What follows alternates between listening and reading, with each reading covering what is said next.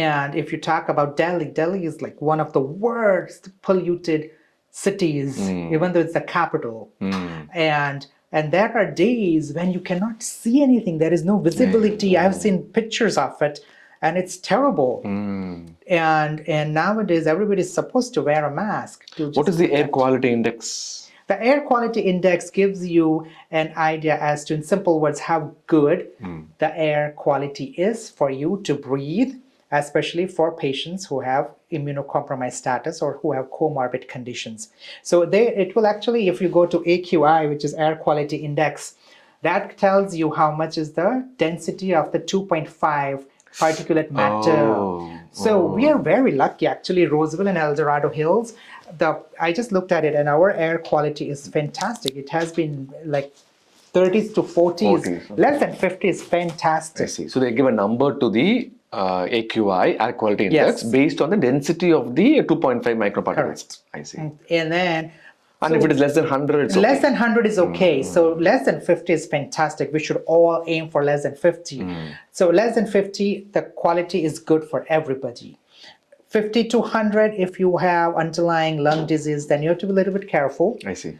But beyond 100, it's crazy. Even for normal person. Yeah. And it's bad. And you measure AQI. I know that I have an app. You have an app, or you can just check on the weather app. That inbuilt, it will or give just you the build air quality website. Index. Yes. Good website and air quality index of your local city, and it will show you. That's correct.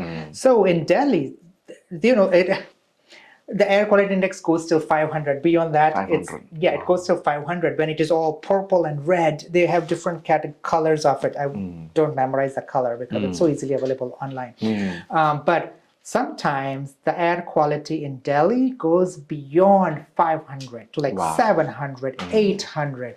And then you will see a lot of patients, they end up in the hospital because they can't breathe. It's not that you can just shield yourself in the homes. And again, if you shield yourself in the home, the windows are open. It is going to come in. The doors are open. You have to go, you have to continue your life. You have to go work, you have to go to school. Yes, the kids will be out of school for those particular days. The construction we will stop for during the peak hours, but still life does not stop. It continues.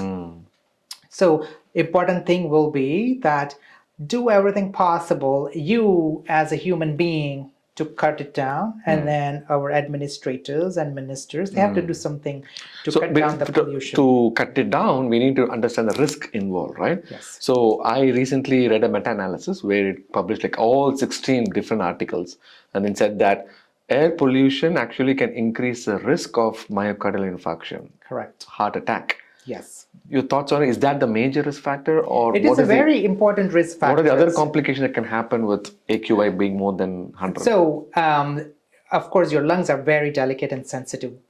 So, lungs can get hurt even if your toe gets hurt. The lungs are very delicate, girly stuff. Take that line off. They're very delicate. Take the line off. But so, first of all, it will affect your breathing. When it affects your breathing, you end up in coughing spells and you don't breathe enough. That will lead to decreased oxygen, increased carbon dioxide. Decreased oxygen causes what we call as vasoconstriction in the important blood vessels, including the heart.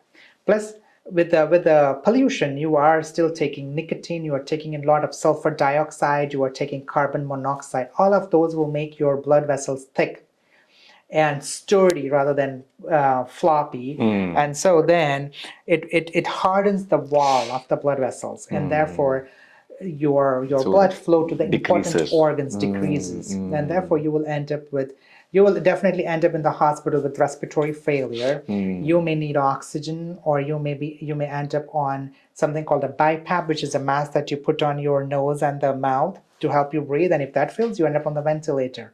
And when that happens, of course, the heart gets involved, and the kidneys get involved, and the brain gets involved. But this is all you're talking about long term, correct? The long term, but again, the long term of exposure. Say, for example, if your air quality index is 150, 200, 150. That's going to take a few years for it to get to 5 years, 10 years, probably.